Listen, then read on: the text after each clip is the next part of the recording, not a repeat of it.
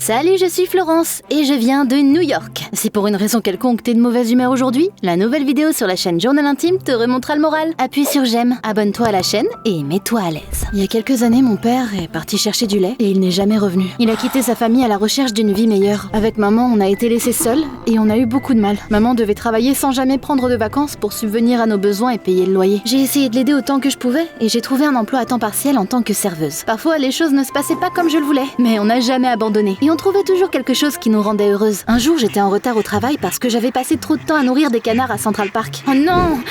Monsieur Sullivan sera furieux si je suis encore en retard. Je courais vers le quai du métro quand j'ai tordu ma cheville. J'étais sûre que j'allais tomber, mais des bras forts m'ont attrapée. J'ai timidement levé les yeux vers mon sauveur et j'ai vu le visage d'un ange. Le mec était ridiculeusement magnifique. J'avais l'impression que ses cheveux volaient au ralenti et il regardait droit dans mon âme avec ses yeux bleu ciel. À ce moment-là, c'était comme si le temps s'était arrêté. Le monde entier a disparu, ne laissant que moi et cet incroyable étranger. Ça va? J'ai ouvert la bouche pour répondre, mais j'ai juste réussi à rougir sans voix.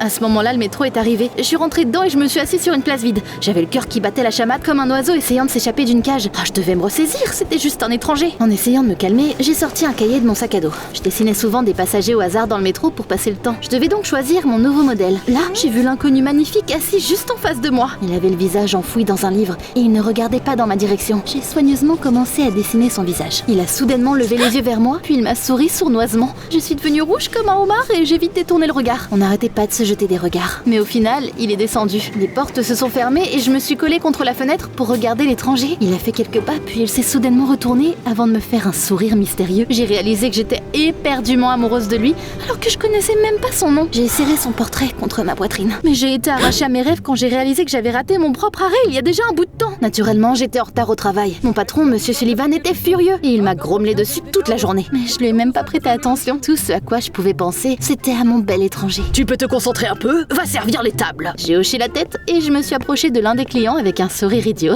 Je peux prendre votre commande? C'est là que j'ai réalisé que le client était mon camarade de classe agaçant et j'ai perdu mon sang-froid. Henri? Mais qu'est-ce que tu fais ici? Je suis venue voir ma copine. Combien de fois je dois te le répéter encore? On ne sort pas ensemble. On pourrait changer ça. Florence, tu me plais vraiment. Et bientôt tu ne m'intéresses pas. Va-t'en et laisse-moi faire mon travail. Henri est parti, mais pas avant de m'avoir soufflé un baiser. Je réussirai à te convaincre, Madame Fogueuse. Comment est-ce qu'on peut être aussi collant? Henri n'acceptait pas mes refus et ça m'énervait tellement. Mais ce jour-là, même lui n'a pas pu ruiner mon humeur. Le lendemain, j'ai commencé à chercher ma meilleure amie dès que je suis arrivée à l'école. Monica a fait une entrée comme d'habitude. Elle est descendue dans le couloir sur un skate et elle s'est arrêtée à côté de moi. Le directeur te collera encore s'il voit ton skate. Les règles sont faites pour être brisées. J'ai parlé à mon amie du gars que j'ai rencontré dans le métro et elle a tout de suite commencé à me taquiner. Si ce type était si incroyable, pourquoi tu ne lui as pas demandé son numéro? Tu te moques de moi, mais je me serais évanouie. Ah Florence, tu dois travailler sur ta timidité. Elle te retient. Je lui ai montré mon croquis du beau mec mystérieux. Mon amie l'a regardé pensivement. J'ai l'impression de l'avoir déjà vu. Vraiment? Oui, tout à l'heure dans le couloir. Monica a rangé mon cahier et j'ai vu ce type debout dans le même couloir que nous. Il discutait avec des gars et il me lançait des regards enjoués. Mais il faisait quoi là, lui? Allez, va lui parler. Mais non, je peux pas. J'ai rougi de la tête aux pieds et j'ai couru dans la salle de classe la plus proche. Quand le cours a commencé, la prof a dit qu'un nouvel élève avait été transféré dans notre classe. Et puis, il est entré. Mon cœur a recommencé à battre la chamade. Parle-nous un peu de toi. Je m'appelle Sébastien Collins. Ma famille a récemment déménagé à New York. Sébastien m'avait clairement reconnu. Il s'est approché du bureau à côté du mien et il a demandé s'il pouvait s'asseoir là. Tu devrais t'asseoir ailleurs. Tu sens le poison pourri. Sans rien dire d'autre, il s'est assis à l'arrière de la classe. Monica m'a regardé fixement. Mais t'as perdu la tête? Pourquoi tu lui as dit ça? Je sais pas, c'est sorti tout seul. Je veux pas que Sébastien sache que j'ai un énorme crush sur lui. Monica a fait un facepalm. Je sais que j'ai pas été forte sur ce coup-là, mais je pouvais pas m'en empêcher. J'étais tellement timide et gênée que je devais me cacher derrière l'impolitesse. Ce soir-là, j'étais assise sur le rebord de ma fenêtre. J'écoutais de la musique et je rêvais. Tout à coup, j'ai vu une silhouette dans la fenêtre en face de la mienne. Je l'ai regardée de plus près et j'ai failli tomber du rebord de la fenêtre. C'était Sébastien, mais tu te rends compte? J'habitais à côté de mon crush. J'ai attrapé les jumelles pour le regarder. Il faisait noir dans ma chambre, donc je n'avais pas peur que Sébastien me remarque. Il jouait avec son chat et il avait l'air tellement insouciant et heureux que je ne pouvais m'empêcher de sourire. Et puis, Sébastien s'est approché de la fenêtre et il a lentement commencé à retirer son t-shirt. J'ai failli baver. Allez, juste un peu plus. Je voulais voir ses abdos. Mais là, maman est entrée dans ma chambre et a allumé la lumière. Sébastien m'a remarqué debout devant la fenêtre. Il était choqué. Sainte mère de Dieu! J'ai sauté du rebord de la fenêtre et je me suis assise par terre. Mon cœur battait la chamade. Je voulais disparaître. Maman m'a regardée sournoisement. Florence, espionnais-tu notre nouveau voisin? Maman, mais comment tu peux penser ça? J'étais en train d'observer un oiseau. Vraiment?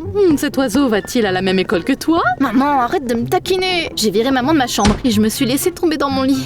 J'espérais vraiment que Sébastien ne m'avait pas reconnue. Malheureusement, le lendemain à l'école, il est venu me voir et il m'a posé des questions sur la veille.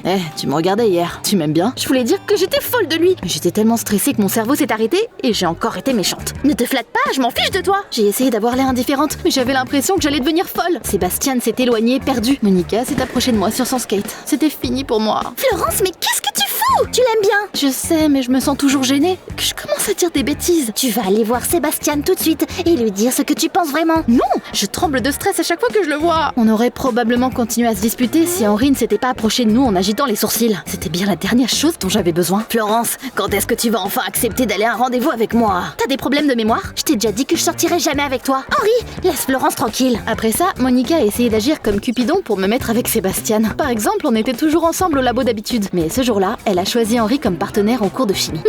Florence et Sébastien sont les seuls sans partenaire, donc vous allez travailler ensemble. Monica a chuchoté que c'était ma chance. Malheureusement, j'ai tout gâché et je me suis encore ridiculisée devant le gars de mes rêves. Je préfère me mettre avec un cactus, ce serait plus utile. J'étais furieuse contre moi d'avoir dit ça. Et je pouvais tout simplement pas m'en empêcher. J'étais trop mal à l'aise pour agir normalement et être moi-même. J'ai supplié Monica d'arrêter d'essayer de nous mettre ensemble, mais mon amie n'a pas voulu me laisser tranquille. Elle a même envoyé Sébastien au café où je travaillais. Ça ne s'est pas bien passé, parce que j'ai accidentellement renversé du café sur lui. Il devait certainement penser que j'avais fait exprès. Le jour de mon anniversaire, j'ai organisé une fête, et j'y ai invité tous mes amis. On jouait à Action ou Vérité, et on mangeait des pizzas. À un moment donné, j'ai choisi Action. Dès que j'ai vu le sourire sournois de Monica, j'ai su qu'elle avait quelque chose de fou en tête. Florence, va dans le vestiaire des garçons pendant le cours de sport, et vole les sous-vêtements de Sébastien.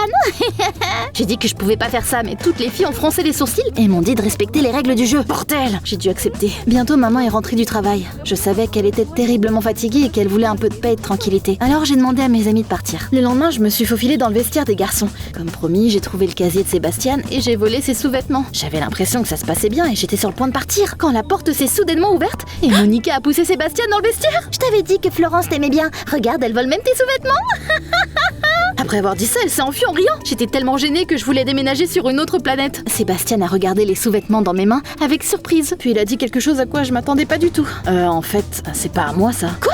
Mais c'est à qui alors? Là, Henri est arrivé dans le vestiaire. Ah, c'est mes sous-vêtements, je savais que tu aimais bien Florence. Je voulais m'arracher les cheveux. J'ai dû ouvrir le mauvais casier. Après tout ça, je n'avais pas d'autre choix que de sortir en courant du vestiaire, rouge comme une tomate. J'ai traqué Monica et je lui ai dit ce que je pensais d'elle. Mais mon ami m'a regardé fixement comme si c'était moi qui avais tort. J'essaye juste de t'aider, mais c'est trop tard maintenant. La plus belle fille de l'école est tombée amoureuse de Sébastien apparemment. Suzy? Impossible. Non, pas possible. Ils vont sortir ensemble. Et tu sais quoi? Parce que contrairement à toi, Suzy n'a pas été odieuse avec Sébastien. J'ai vu Sébastien tenir doucement la main de Suzy et j'ai failli fondre en larmes par pure frustration. Avant d'aller me coucher ce jour-là, j'ai regardé mon croquis de Sébastien et j'ai soupiré tristement. J'avais perdu ma chance d'être avec le gars de mes rêves parce que je n'avais pas confiance en moi. Bon sang, Florence. J'ai continué à m'en vouloir jusqu'à ce que je m'endorme. Cette nuit-là, j'ai rêvé que je sortais par la fenêtre et que je descendais une échelle en rampant vers mon amour. Bébé, ne regarde pas en bas. Ce rêve m'a aidé à réaliser que je devais me battre pour mon bonheur. Alors le matin, j'ai enfin décidé d'agir. À l'école, j'ai trouvé le courage et je suis allée voir Sébastien. Je veux expliquer pourquoi j'ai agi si bizarrement. On pourrait parler? À ma grande surprise, il m'a regardé d'un air mauvais. Va plutôt parler à un cactus. J'ai eu la chair de poule. Il était tellement froid que j'ai voulu me venger de lui, mais je me suis retenue. Après tout, je savais parfaitement que c'était de ma faute. Sébastien est passé devant moi sans me regarder et Monica s'est tout de suite approchée de moi. N'abandonne pas, Florence. Je suis sûre qu'il t'aime bien aussi. Il n'est sorti avec Suzanne que pour se venger de toi. Monica a réfléchi un moment et elle a eu un autre plan génial. Tu dois rendre Sébastien jaloux. Qu'est-ce que tu pourrais utiliser comme faux petit ami? À ce moment-là, Henri est venu vers nous et il a utilisé une de ses disquettes sur moi. Mon ami m'a fait un pouce en l'air. Vas-y, Flo! L'amour nous fait vraiment faire des choses folles parce que j'ai décidé d'écouter Monica. T'imagines? Henri, tu m'as invité à sortir tant de fois et je vais juste te dire oui, je serai ta copine. Il rayonnait et il était clairement aux anges. J'espérais juste que le plan de Monica marcherait. À partir de ce jour-là, j'ai commencé à sortir avec Henri, en quelque sorte. Henri était un vrai gentleman et il me traitait comme une reine. Il me raccompagnait chez moi, m'aidait, m'offrait des cadeaux. Un jour, il est même venu sans prévenir pour rencontrer ma mère. Oh Florence, tu ne m'as pas dit que t'avais une sœur? Oh, arrête. Comme tu vois, il a beaucoup impressionné. Henri et moi sommes allés dans ma chambre pour jouer à des jeux vidéo. J'ai levé les yeux et j'ai vu Sébastien. Il se tenait devant sa fenêtre et il nous regardait avec un regard triste sur son visage. Puis il a fermé les rideaux. Le plan de Monica fonctionnait vraiment? Une semaine s'est écoulée. C'était bon de sortir avec Henri pour moi. Je suis devenue plus sûre de moi. Pendant ce temps-là, Sébastien devenait de plus en plus triste. À l'école, il nous regardait avec Henri et il soupirait. Et un jour, j'ai entendu Sébastien dire à Suzy qu'il devait avoir une conversation sérieuse. Après quoi, ils se sont cachés dans une salle de classe. Je mourais de curiosité. Alors, je me suis cachée derrière la porte et je les ai écoutés. Suzy, je suis désolée. Je suis sortie avec toi que pour rendre la fille que j'aime jalouse. Mais elle se soucie pas du tout de moi. Suzy est sortie de la classe furieuse. J'ai trouvé Monica et je lui ai dit que son plan avait fonctionné. Eh bien, qu'est-ce que t'attends? Va voir Sébastien et dis-lui ce que tu penses vraiment. T'as raison, je dois lui dire que je l'aime. J'ai couru vers Sébastien, mais tout à coup j'ai réalisé que quelque chose n'allait pas. J'ai senti une douleur brûlante dans mon côté et j'ai vu le monde devenir flou. J'ai eu des vertiges mais j'ai continué à marcher. Henri a couru vers moi. Florence, tu te sens bien? Je te dirai à Sébastien que il...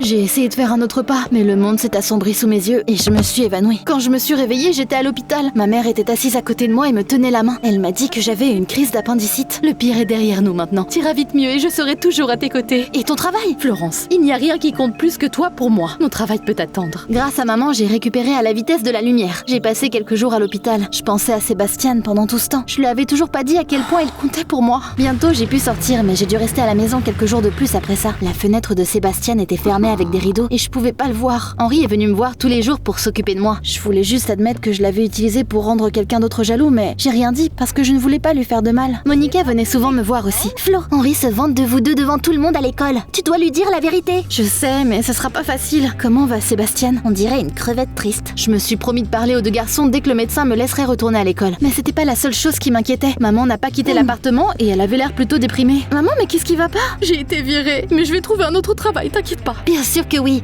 t'es la meilleure. Finalement, je me sentais assez bien pour retourner à l'école. Mais pour une raison quelconque, Sébastien était introuvable. Monica m'a dit qu'il n'était pas venu à l'école depuis plusieurs jours. J'avais peur qu'il lui était aussi arrivé quelque chose. Quand Henri est venu vers moi et a essayé de me serrer dans ses bras, je me suis doucement éloignée. Je suis désolée, mais j'aime quelqu'un d'autre. Je te vois juste comme un ami. Je lui ai tout expliqué. Il était tellement énervé qu'il est parti sans dire un mot. Je n'ai pas attendu la fin des cours et j'ai couru vers Sébastien. À ma grande surprise, ce ne sont pas ses parents qui ont ouvert la porte quand j'ai sonné, mais de parfaits inconnus. Ils ont dit que les locataires précédents avaient déménagé il y a quelques jours. Bien sûr, ils ne connaissaient pas leur nouvelle adresse. Je n'arrivais pas à trouver Sébastien sur les réseaux sociaux et je n'avais pas trouvé le courage de lui demander son téléphone quand j'en avais l'occasion. On aurait dit que je devais accepter que j'avais perdu Sébastien pour toujours. Quelques jours plus tard, Henri m'a enfin reparlé. J'ai réfléchi et on ne peut pas forcer l'amour. Je te pardonne, Florence. Soyons amis. J'avais l'impression qu'un poids énorme s'était enlevé de mes épaules. J'ai serré Henri dans mes bras. Bientôt, maman m'a dit une bonne nouvelle. On lui avait offert un super travail bien rémunéré. Oh, waouh, félicitations! Mais il y a une chose... on devra déménager dans une autre ville. Oh, nul! Je ne voulais pas quitter mes amis et tout recommencer dans une nouvelle école. Mais Monica m'a aidé à changer mon point de vue. Ne sois pas une poule mouillée. Tes insécurités t'ont déjà coûté Sébastien. Tu dois apprendre à prendre des risques si tu veux arriver à quelque chose. En plus, on sera toujours amis. J'ai essuyé mes larmes et j'ai serré Monica dans mes bras. T'as raison. Oh, tu vas tellement me manquer. T'es la fille la plus courageuse et la plus stylée que je connaisse. Arrête, je vais commencer à pleurer aussi. Bientôt, on a déménagé dans une nouvelle ville. La société de maman nous a fourni un appartement. C'était génial, même s'il était encore en cours de rénovation à notre arrivée. Il y avait des boîtes de peinture, des échelles et toutes sortes d'autres choses éparpillées partout. Voilà ta chambre, Florence. Ah, les choses vont enfin aller mieux, je le sens. Après avoir dit ça, maman a quitté la chambre. J'ai accroché mon croquis de Sébastien au mur et je l'ai regardé tristement. Et puis, j'ai vu un visage familier dans la fenêtre en face du mien. Et des larmes de joie ont coulé sur mon visage. Sébastien? Mais j'y crois pas. Ça doit être le destin. J'ai ouvert la fenêtre et je lui ai fait signe. Sébastien m'a fait un signe de la main en retour. J'ai vu une échelle dans le coin de ma chambre et je me suis souvenu de ce que Monica m'a dit. Elle avait raison. Je devais être courageuse pour obtenir ce que je voulais. J'ai attrapé l'échelle et je l'ai déplacée pour pouvoir grimper jusqu'à la fenêtre de Sébastien. On a rampé l'un vers l'autre et on s'est retrouvés au milieu. Sébastien, je voulais te dire depuis longtemps que je te... Avant que je puisse finir, il a mis un doigt sur mes lèvres et il a souri. Chut, tu n'as pas besoin de dire quoi que ce soit. Je sais.